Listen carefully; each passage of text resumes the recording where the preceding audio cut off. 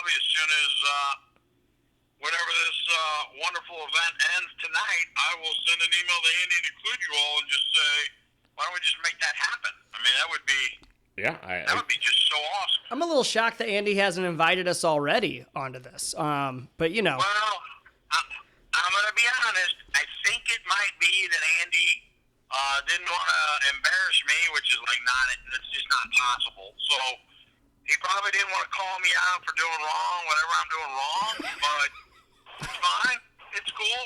Just sit me down at lunch, tell me like I'm not drinking enough beer, or I'm drinking too much light beer, and I need to switch to oatmeal stout. Yep. Yeah.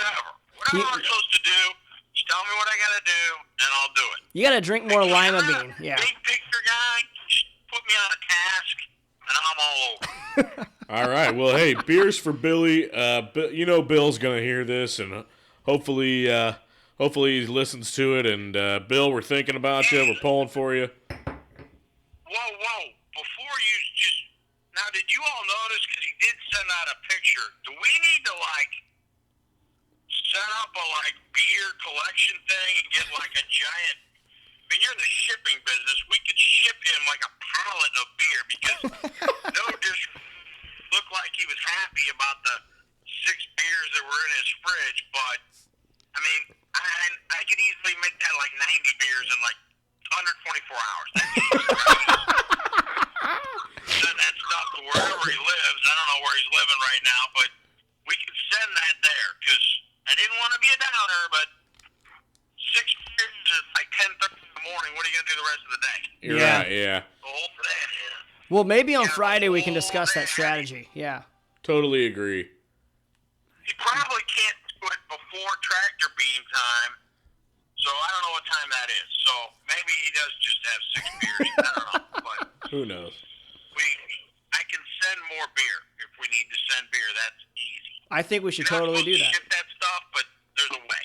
Yeah. Oh yeah, we can figure it out. That's awesome. So what else is going on? What else is going on in South St. Louis tonight? It's hopping. It's really hopping on this Wednesday night. Nobody's doing anything. Pat, you and Pat are both off all week. I got to work.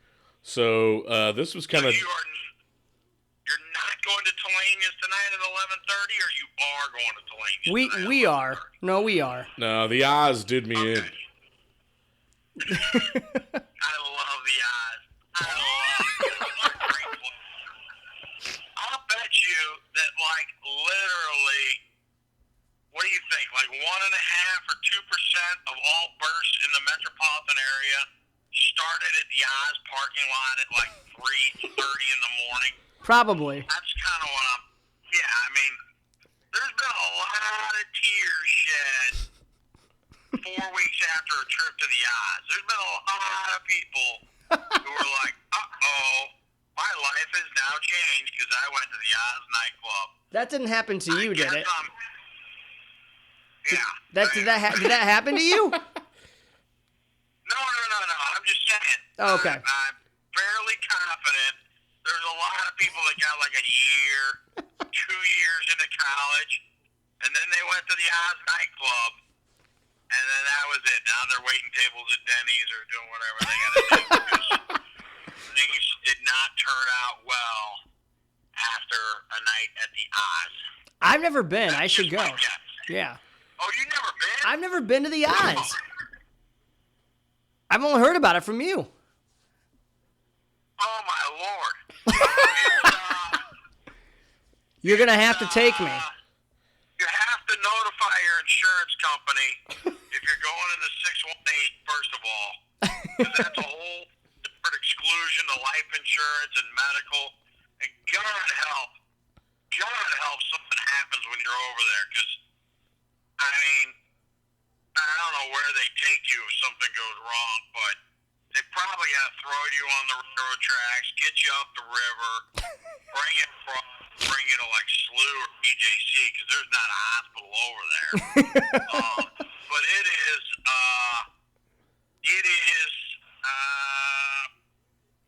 just pretty. I don't know. You should go one time. It's a different experience. We could just say it that way. Yeah, I mean it's. Yeah. You can't really go before like 12:30. And you probably are going to leave like when the sun comes up. Oh, yeah, Which is yeah. fine. Yeah, and there's a little diner over there that's not good. It's set for between like 2:30 in the morning and like 6, and then it tastes really good, like White Castles. And yeah, I mean, you go do it one time, and then probably on Sunday you go to church and just say, "Thank you, Lord, I made it back from the odds." Right, but if Nothing bad happened to me. but if you make it home and turns out your parents are there and they haven't eaten breakfast, but they're polishing off a whole pot of black coffee, you know you're good to go. You know you're good to go. And also, hey, can we give a shout out to another institution around town? I don't know if everybody's aware, but Humphreys down at SLU is closing on Saturday night. Is their last night. So the last night of Penny Pitchers in St. Louis. But then they're going to reopen down the road as the new Humphreys. Really? I didn't know this. Yeah. I thought that was a whole thing. I thought I read something. They're going to close down and then they're going to like gut the place and reopen as the new Humphreys later on in 2017. I could be wrong. Maybe it was a different bar I read about. The one down by SLU, yeah. I think you're bullshitting. I'm not. I'm going to find this and I'm going to prove you guys both wrong. They're going to reopen Humphreys after here. I think Pat may be correct. However, the concern always is with any of these bars that close is do they get fancy and reopen, right? Yeah. We all love the Hive, but would we like the Hive if it burned down and it reopened and it looked like an Applebee's? No. We don't want that, right? It's got to have the kind of odorous bathroom. It's got to like be awkwardly laid out. It's got to have that weird upstairs that is just weird. It's got to be odd, right? Otherwise, it's no fun. Totally agree. I totally agree.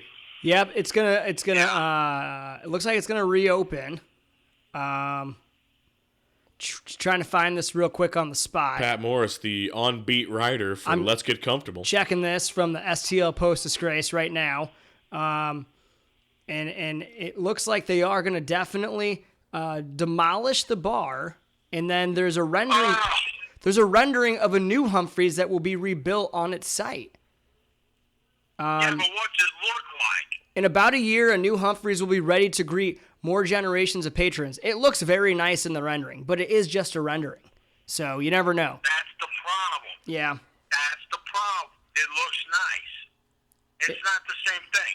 Name one bar you went to at college that was fun, that was nice. No, that's a good point. 0 bars. Right.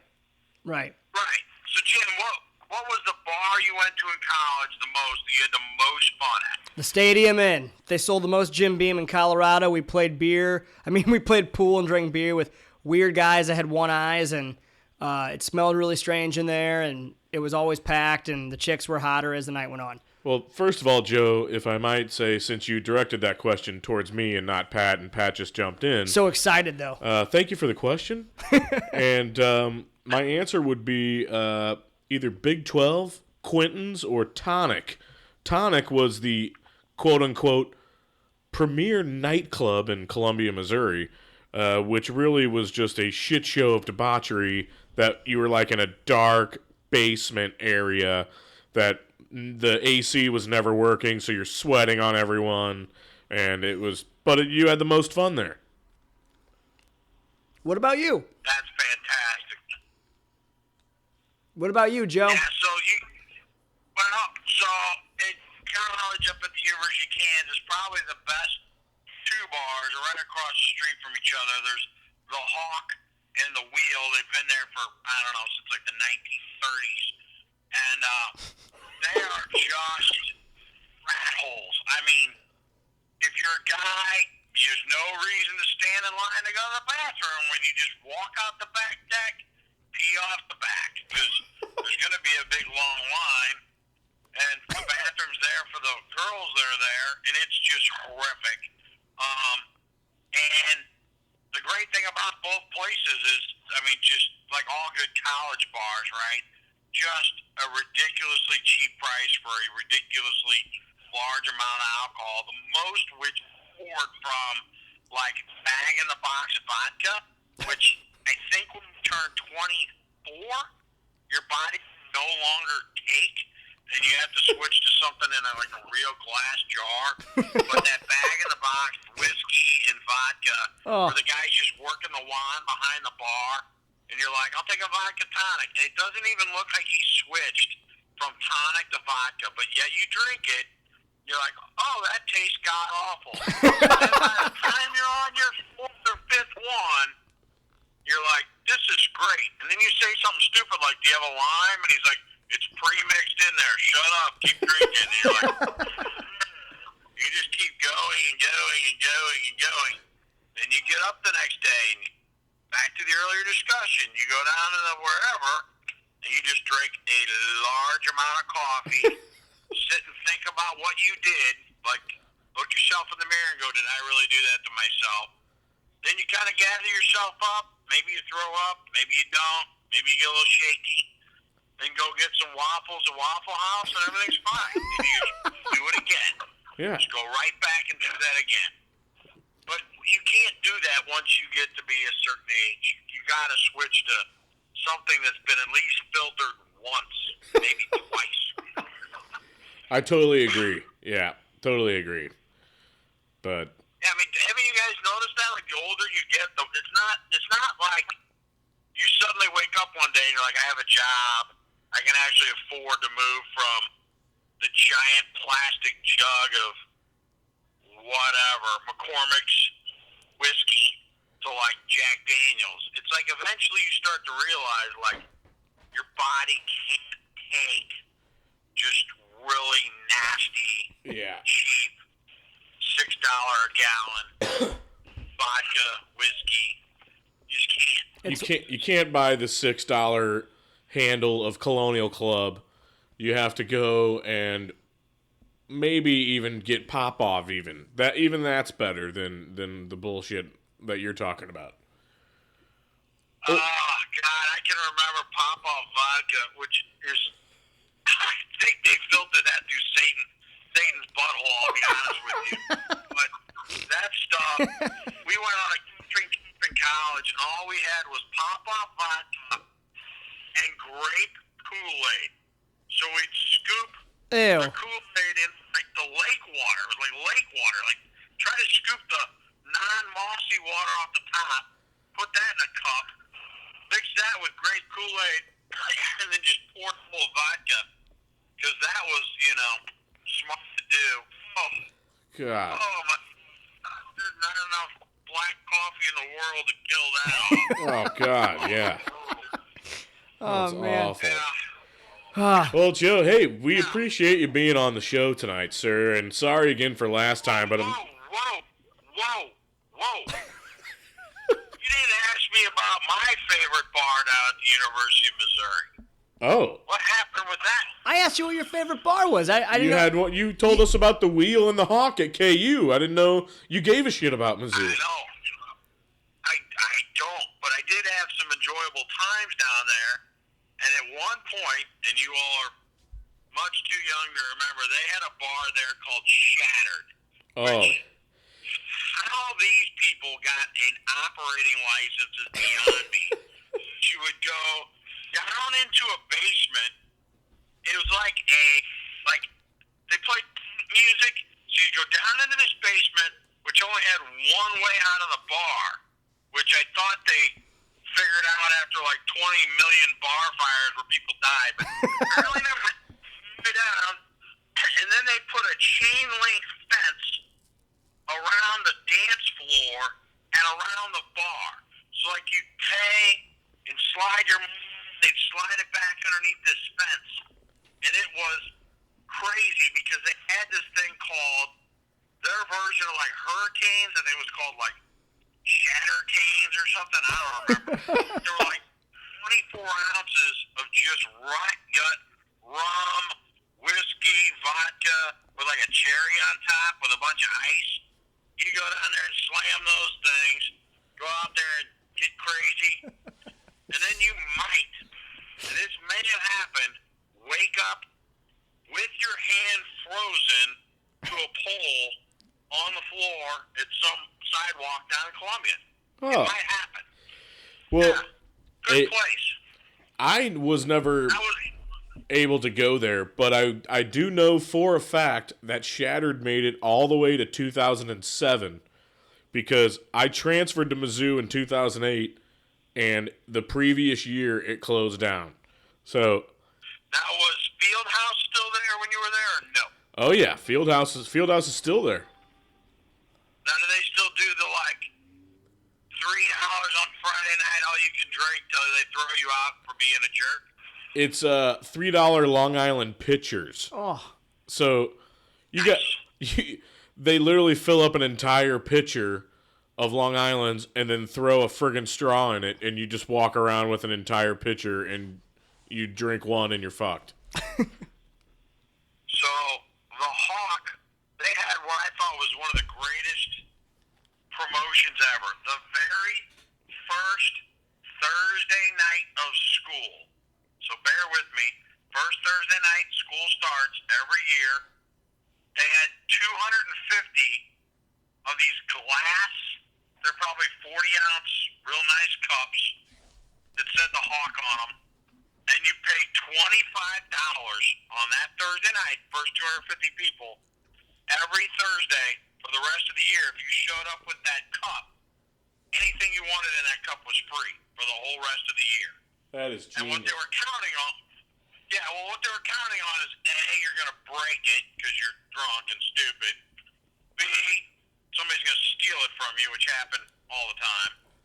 Or C, you would just forget it and then you'd go pay full price. But that, man, Thursday nights would just be insane because you could just bring your cup, go down there, and just keep loading up with bag-in-the-box alcohol. That sounds incredible. well, Joe, You guys are incredible. Joe, we think you're incredible, and we thank you so much for being on tonight. We are gonna have to wrap this up because we've got to get to some other topics on the show. But you are our number one guest on this show, and we will call you again. Let's get comfortable. Beers for Billy and T-shirts for Let's Get Comfortable. Put that stuff out on eBay and make $1 million.